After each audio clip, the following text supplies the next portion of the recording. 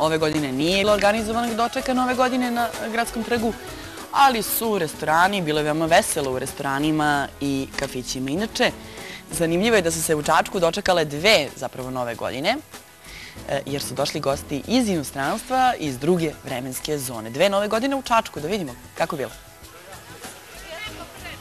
Čačani su oduvek bili dobri domaćini.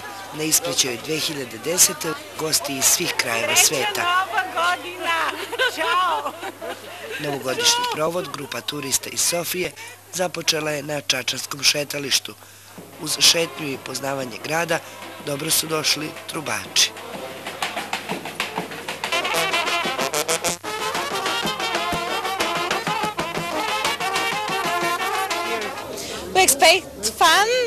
Očekujemo dobru zabavu, volimo vašu muziku, volimo da igramo, tako da očekujemo dobar provod.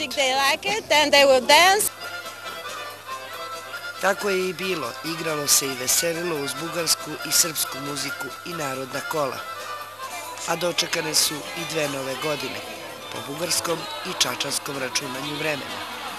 Srećna Nova godina! Došli smo u Srbiju i izuzetno nam se dopada jer ste nam u srcu. Mi smo jako sličan narod.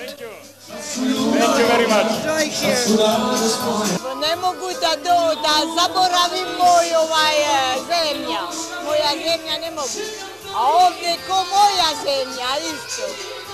C'est très bien la Serbie, je suis très contente. Ona voli mnogo Srbiju, a mnogo je bolje ovdje večeraša. Provod je divan i uživamo svi zajedno.